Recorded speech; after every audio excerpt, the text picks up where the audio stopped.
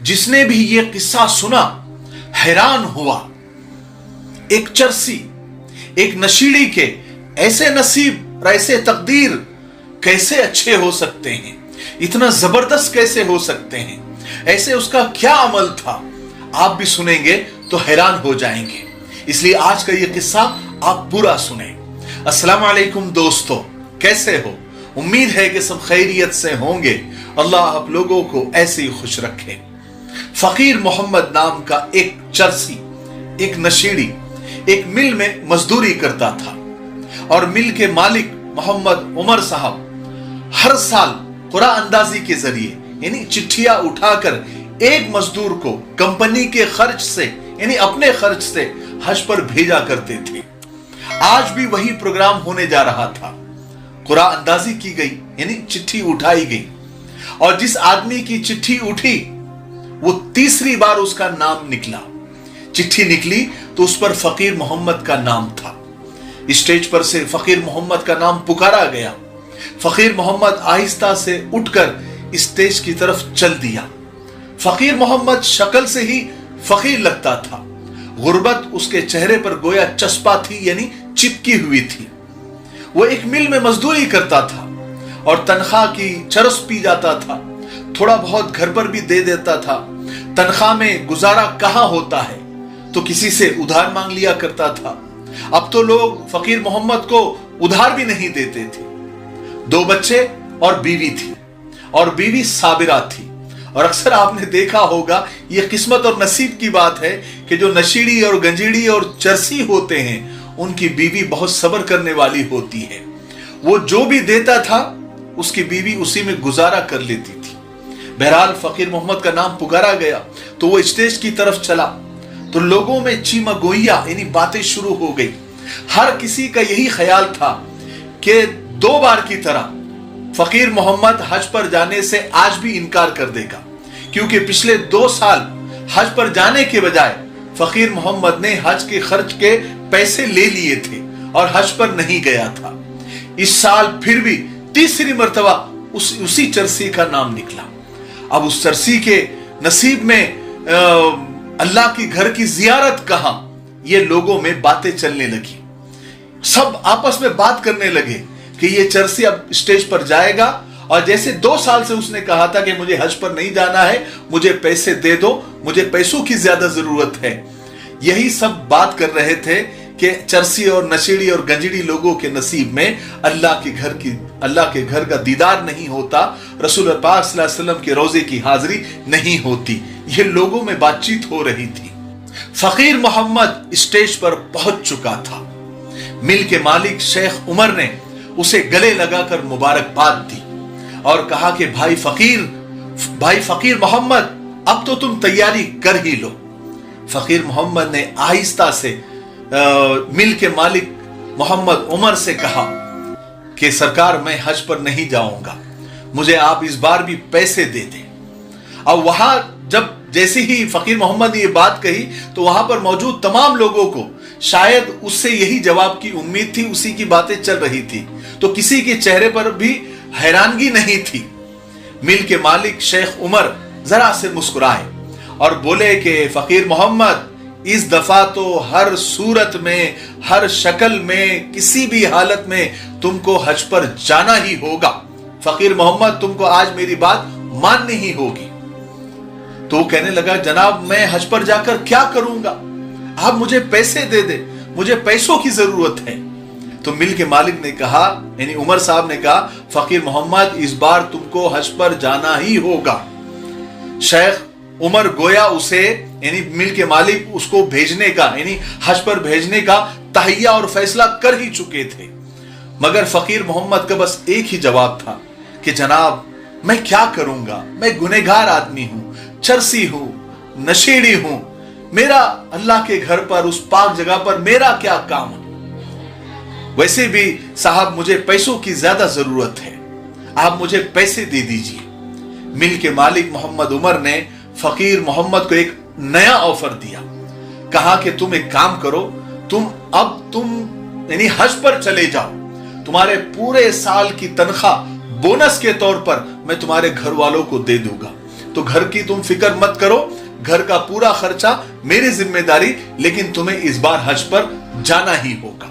फकीर मोहम्मद को मिल के मालिक उमर साहब का ये जो ऑफर था वो भा गया, उसकी आंखें चमक गई, उसका सारा टेंशन हल्का हो गया। कहने लगा कि ठीक है साहब, मैं राजी हूं, मैं इस बार हज पर जाऊंगा।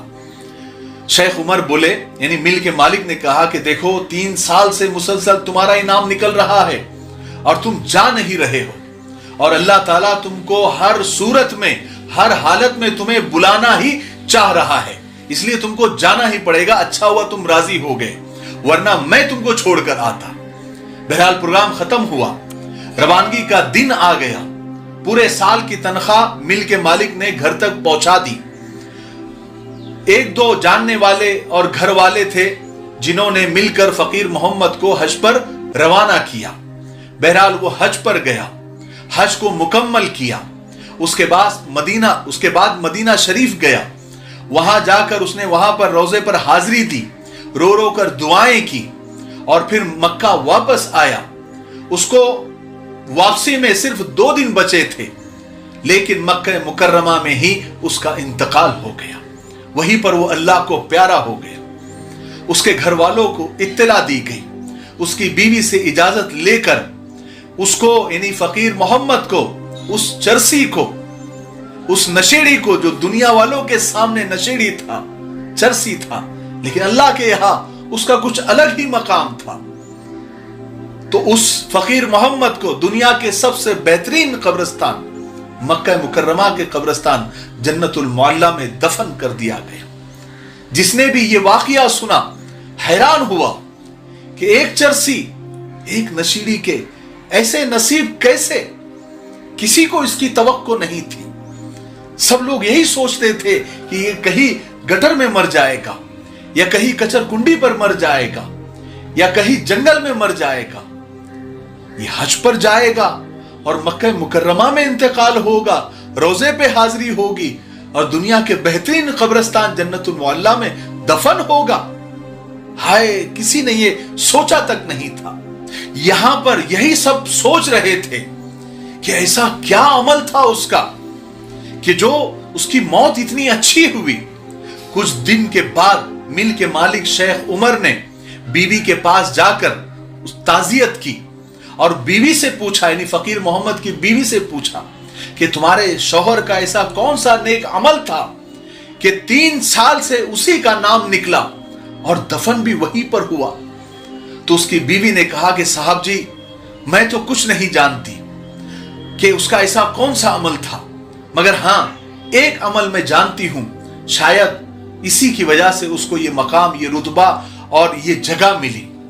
कहने लगी कि हमारे महल्ले में एक जवान बेवा है, उसकी 3 छोटी छोटी बच्चियां हैं। जब उसका शौहर फौत हो गया, इंतकाल हो गया, तो वो बेचारी लोगों के घरों में काम करने लगी। वो इज्जतदार औरत है और ये भेड़ियों का मुआशरा है, भेड़ियों का समाज है। हर जगह उसे लोगों ने हवस की निगाह से देखा। उस हवस की वजह से उसने हर जगह से काम छोड़ा, भूख को कबूल किया, मगर इज्जत का सौदा नहीं किया। मेरे शौहर को जब पता चला तो उसने उस बेवा औरत को अपनी बहन बना लिया, उसके घर का सारा खर्च देने लगा। मेरे शौहर की तनख्वाह में 2 घरों का गुजारा तो मुश्किल था, क्योंकि वो नशा भी करता था। वो उधार लेकर या जैसे भी लूट खसोट करके उसको खर्चा जरूर देता था। दोबारा हज पर जाने की वजह भी उसकी यही थी कि वो बेवा औरत का खर्चा और उसके बच्चों का ख्याल कौन रखता। इसलिए उसने 2 बार हज कैंसिल करके पैसे लेकर हम दोनों में तकसीम कर दिए, और वो इस बार भी नहीं जाना चाहता था, लेकिन आपने पूरे साल की तनख्वाह दी, इसलिए वो चला गया। मैंने उन पैसों से उस यानी मेरे शौहर की बहन के यहां पर उस बेवा के घर पर राशन पहुंचा दिया। जब वो उसने जाकर देखा कि राशन पहुंच गया है, तब वो मक्का के लिए रवाना हुआ। वो उस बेवा बहन का बहुत ख्याल रखता था, हमारा भी जैसे तैसे ख्याल रखता था, और जैसे तैसे उस बेवा बहन का भी ख्याल रखता था। शायद यही उसका एक अमल था।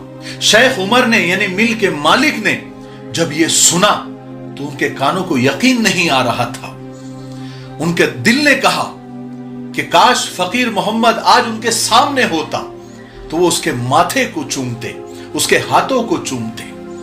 वहां से निकलकर वो उस बेवा औरत के घर गए तो वहां पर रो रो कर बुरा हाल था। लोगों के नजरों में चरसी शराबी एक बेवा की इतनी मदद किया करता था कि वो औरत धाड़े मार मार के रो रही थी। वो कहने लगी कि फकीर मोहम्मद दुनिया वालों के लिए पता नहीं क्या था, चरसी था या फिर शराबी था, नशेड़ी था, लेकिन हमारे लिए वो फरिश्ता था। कहने लगी वो मुझे हमेशा कहता था कि बहन मेरे लिए दुआ कर दिया करो बस, और मैं उसके लिए एक ही दुआ करती थी कि अल्लाह मेरे भाई को ईमान पर मौत देना। यतीमों के सर पर हाथ रखने से जितने बाल हाथ के नीचे आते हैं अल्लाह उतने गुनाह माफ कर देते हैं और उतनी नेकियां लिख देते हैं और उतने ही दर्जात बुलंद हो जाते हैं। हालांकि दुनिया वालों के नजरों में वो जलील, दुनिया वालों के नजरों में वो नशा करने वाला, कोई उसको पूछता नहीं था, लेकिन अल्लाह की नजर में उसका देखिए क्या मकाम था। वो घर में बिस्तर पर एलिया रगड़ रगड़ के नहीं मरा, आम कब्रिस्तान में दफन नहीं हुआ, बल्कि दफन हुआ दुनिया के बेहतरीन कब्रिस्तान जन्नतुल मुअल्ला में। इसलिए कभी भी किसी की जाहिरी हालत पर कभी नहीं जाना और उसकी जाहिरी हालत देखकर, किसी की भी जाहिरी हालत देखकर और लिबास देखकर और उसका चेहरा मोहरा देखकर उसके आमाल की जांच मत करना। किसी के बारे में बदगुमान नहीं होना। आपको नहीं पता कि वो शख्स अल्लाह की नजर में उसका मकाम क्या है या वो छुपके छुपके कौन सी ऐसी नेकी कर रहा है। इसलिए कहते हैं ना कि हुस्न जन भी नेकी है, यानी किसी के बारे में अच्छा गुमान करना, इस पर भी अल्लाह नेकियां देते हैं। और किसी के मामले में और किसी के बारे में बदजनी करना, चलते चलते हम किसी को देख लेते हैं और एक ख्याल बना लेते हैं कि अरे ये तो ऐसी है, ये तो शराबी है, ये तो कबाबी है, वो तो ऐसी है, वो तो वैसी है। किसी को भी नहीं, आपको और मुझे कोई हक नहीं है किसी के बारे में राय कायम करने का। अल्लाह सब देख रहा है, हमें सिर्फ अपनी फिक्र करनी चाहिए। लोगों का मसला ऐसा है कि लोग दूसरों के मुंह पर से मक्खी उड़ाने की फिक्र वो करते हैं। लोगों के बदन पे से मक्खी उड़ाने की उनको फिक्र होती है, लेकिन खुद के गले में सांप और बिच्छू लटके हुए होते हैं, उसकी फिक्र नहीं होती। अल्लाह ताला हमें सही समझ अता फरमाए और हम सबको ईमान पर मौत अता फरमाए और किसी के बारे में बदजन और बदगुमान होने से अल्लाह ताला हम सबकी हिफाजत फरमाए।